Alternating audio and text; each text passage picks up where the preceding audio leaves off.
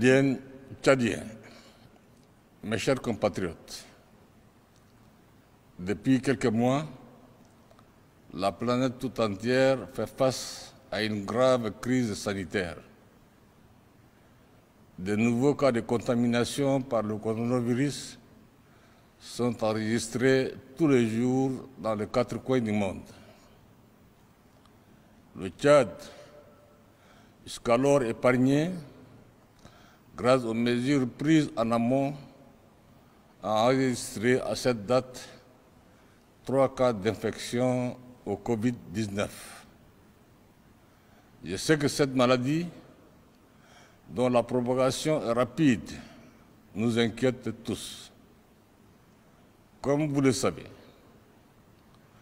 le coronavirus est une maladie dangereuse qui provoque une crise respiratoire aiguë pouvant entraîner une mort certaine si elle n'est pas correctement traitée.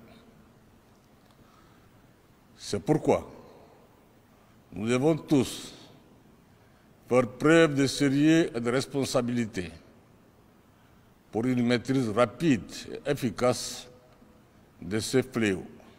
Dans cette dynamique de mobilisation pour la prévention et la riposte, le comité de veille et de sécurité sanitaire travaille d'arrache-pied et en synergie avec les équipes médicales sur le terrain et les partenaires. Un plan de contingence de lutte contre le coronavirus à hauteur de 15 milliards de francs CFA a été élaboré grâce à l'appui technique de nos partenaires. Il sera financé par nos ressources propres et la contribution de la solidarité internationale. À cet effet, j'ai mis en place un fonds spécial pour la lutte contre le coronavirus. Comme vous le savez déjà, un certain nombre de mesures nécessaires, comme la fermeture des frontières terrestres et la suspension des liaisons aériennes, à l'exception des cargos, ont été prises pour prévenir l'incursion de Covid-19 dans notre pays.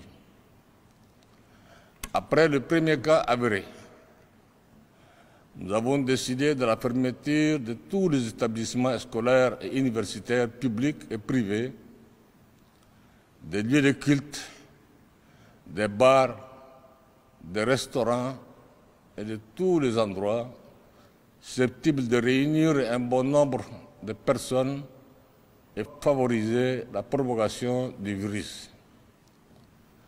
Si les circonstances l'exigent, nous serons amenés à prendre d'autres mesures plus rigoureuses tendant au confinement total.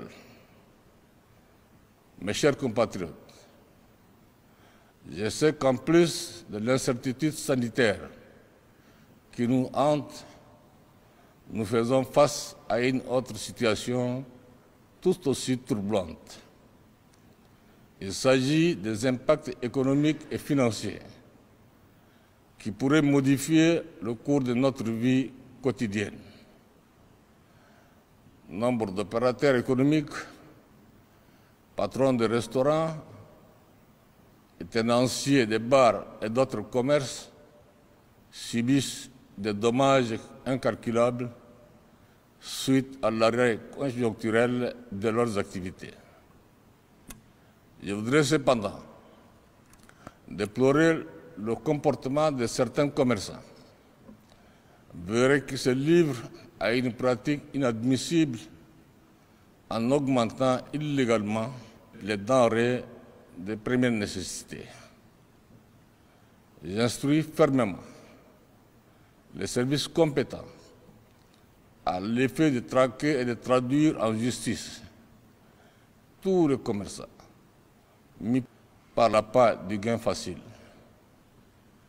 Les opérations de surveillance et de prix doivent s'intensifier sur toute l'étendue du territoire pour mettre fin à cette pratique qui n'honore pas le secteur privé. Mes chers compatriotes, en ayant une attention soutenue aux répercussions économiques de la pandémie, le gouvernement est fortement préoccupé par la fermeture des établissements d'enseignement.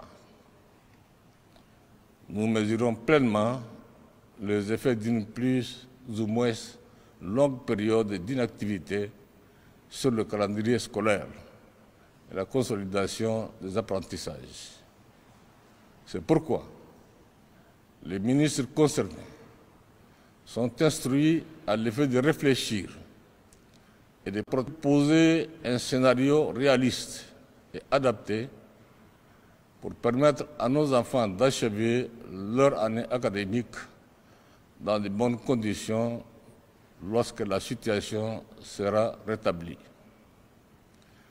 Tchadiennes, Tchadiens, fidèles à leur serment et à leur vocation, les médecins, infirmiers, ambulanciers, secouristes de la Croix-Rouge du Tchad, bref, tout le corps médical, s'investissent au quotidien en vue d'assurer la sécurité sanitaire de tous.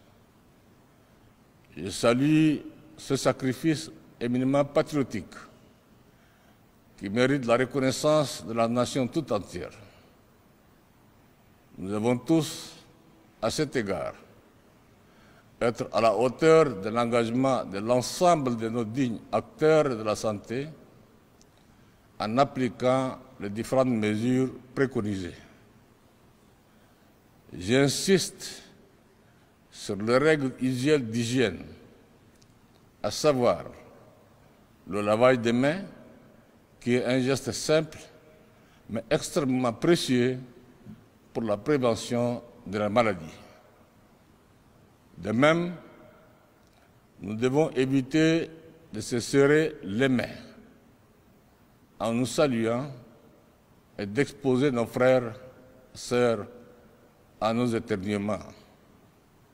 Il faut toujours maintenir une certaine distance, une distance de sécurité dans nos échanges interpersonnels. Chacun de nous doit être un rempart face à ce virus. Et il s'agit à l'évidence d'un impératif absolu qui en appelle à une responsabilité individuelle et collective. Je déplore à ce sujet l'insouciance caractérisée et l'incivisme manifeste dont font preuve actuellement certaines personnes. Nous devons tous nous impliquer fortement dans la vulgarisation des messages de sensibilisation pour le changement de comportement tant attendu. Je vous invite vivement à traduire les messages de protection et de prévention dans nos différentes langues nationales pour atteindre un large public. Cette approche de sensibilisation et de communication est extrêmement importante dans la phase actuelle de la lutte, mais elle doit se faire en toute responsabilité. Nous notons, hélas, que les réseaux sociaux, au lieu de diffuser des informations de bonnes sources, authentiques et vérifiées, s'adonnent à la désinformation et à la manipulation, semant ainsi le doute et la panique. Je mets en garde tous ceux qui se livrent à cette pratique criminelle. Tchadiennes, Tchadiens, mes chers compatriotes, face à l'adversité, nous devons être vigilants, disciplinés, solidaires et unis. Je suis convaincu que le peuple tchadien, qui a traversé tant d'épreuves, saura sans nul doute se montrer fort face à la pandémie. Que Dieu bénisse le Tchad, vive la République. Je vous remercie.